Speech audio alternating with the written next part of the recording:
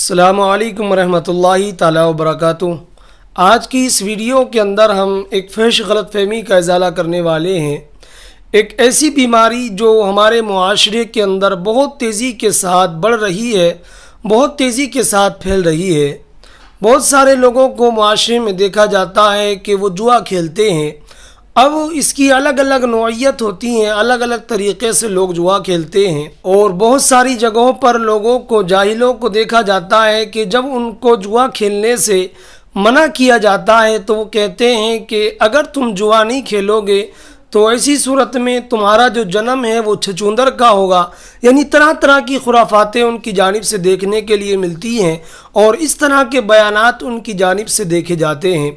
तो आज की इस वीडियो के अंदर हम इसी पर तबसरा करने वाले हैं। तो आप सबसे पहले ये बात जहन में रखें कि जुआ खेलना ये हराम है, चूँकि अल्लाह ताला अपनी मुबारक किताब के अंदर इरशाद फरमाता है कि ये जो जुआ है ये एक नापाकी है, नजासत है और ये जुआ खेलना शैतान का काम है। अब वो लोग जो ये कहते हैं कि अगर जुआ नहीं खेलेंगे तो चचundr का जन्म होगा, तो ये कौल जो वो करते हैं ये कुफ्र है। चूँकि ये कहना कि अगर जुआ नहीं खेलोगे तो चचundr का जन्म होगा, ये तनासुख का कौल करना है और तनासुख का कौल करना ये कुफ्र है। इस लिहाज से अगर कोई भी जुआरी, कोई भी शख्स ये कहता है कि जुआ नहीं खेलेंगे तो चचundr का जन्म होगा या किसी और चीज़ का जन्म होगा, तो ये कुफ्र है। चूँकि यहाँ पर उसने एक ऐसी चीज़ को माना जिसकी शरअन कोई हकीकत ही नहीं है।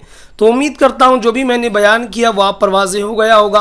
गुजारिश करता हूँ कि अगर आप चैनल पर नए हैं तो इसको सब्सक्राइब कर लें और वीडियो को ज़्यादा से ज़्यादा शेयर करें। मिलते हैं किसी अगली वीडियो के अंदर, तब तक के लिए खुदा हाफिज़।